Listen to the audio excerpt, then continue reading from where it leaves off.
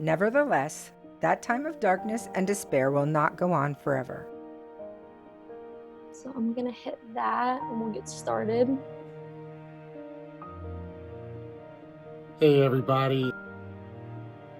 We're almost set up, ready to go.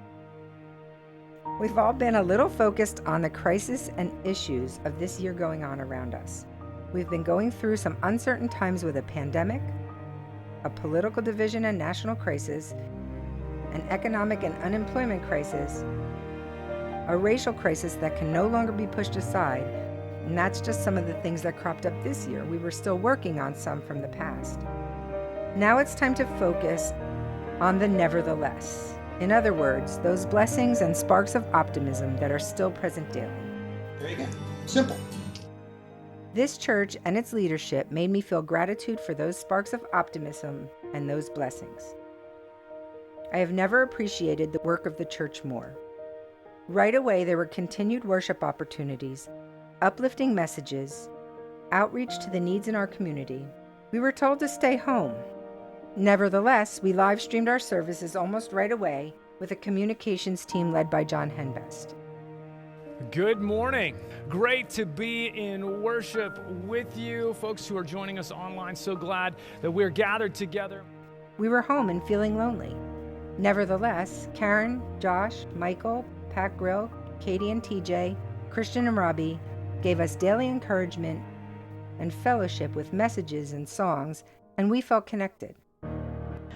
Hello, friends in Christ. The Philippians 4 passage, it starts out, rejoice in the Lord always. I say again, rejoice.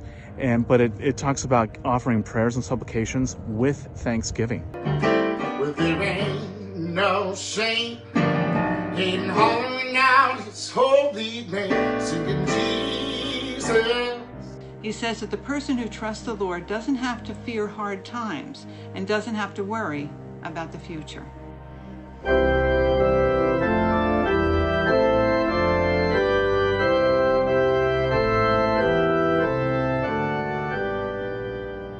When we kind of go where we're called to, where we serve others, it really helps move the focus off us, and it gives us that sense of purpose. This season of social distancing and self-quarantine will not last forever.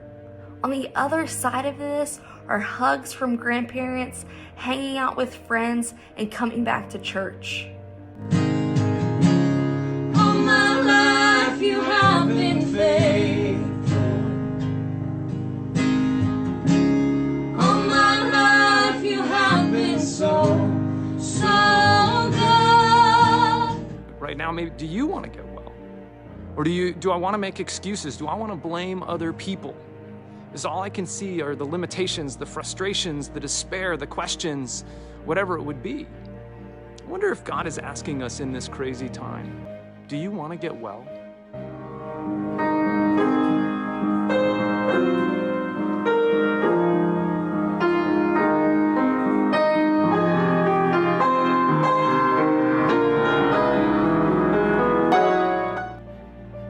People in our community lost their jobs.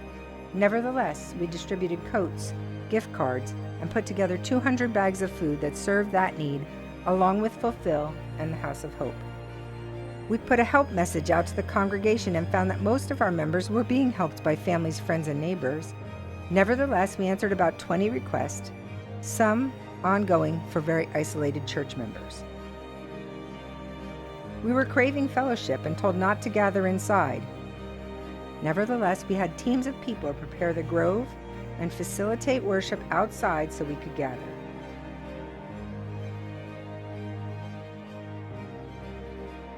We were forced to choose between working and teaching our children from home. Nevertheless, Robbie and our session created a team to guide young minds to continue their schoolwork. We worried that congregants not attending church weekly would mean a drop in finances needed to sustain our overall missions. Nevertheless, the Finance Committee encouraged offerings to continue in a variety of ways, and we are managing to hold our budgets and even proceed with some projects. We worried about our youth and families that were losing their connections to Fish and Cast and Sunday School. Nevertheless, Kim and Liz and Amanda and others created unique and exciting programs virtually and outside to reach our families and our youngest disciples.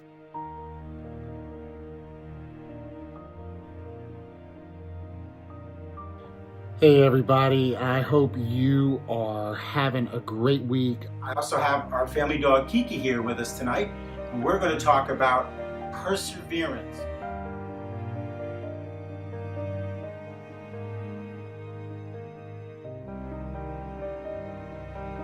Here's a few things you can do before the service to set up for worship right at home. After that, he poured water into a basin and began to wash his disciples' feet. Hello, and this is Bedtime Stories with Jacob.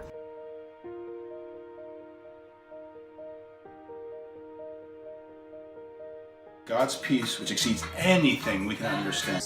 Right now, one by one. They all built up the courage to take the first step.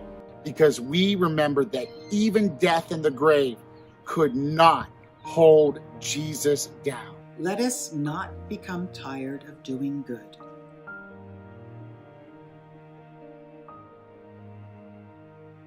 The leadership of this church, not limited to our pastors and our elders, were challenged at every turn looking for ways to pivot. Nevertheless, we created a drive-through Christmas party for the community.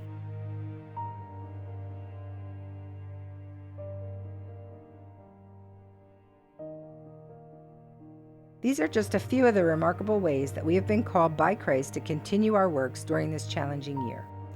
What a difficult but amazing year it has been. I have an Aunt Joan who is a missionary to the Hopi Indians in Arizona. She wrote a worship prayer that I'd like to share with you.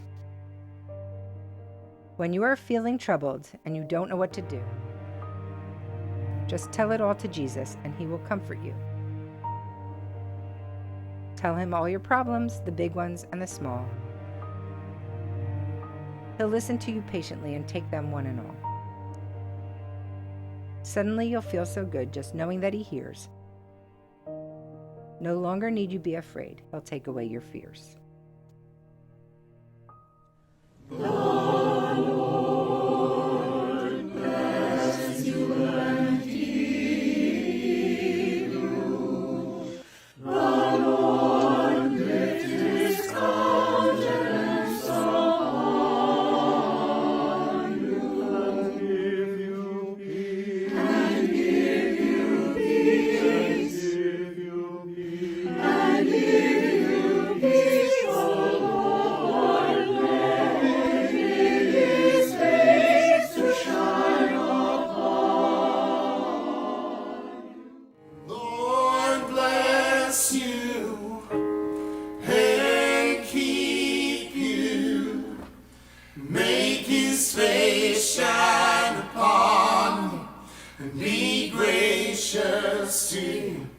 More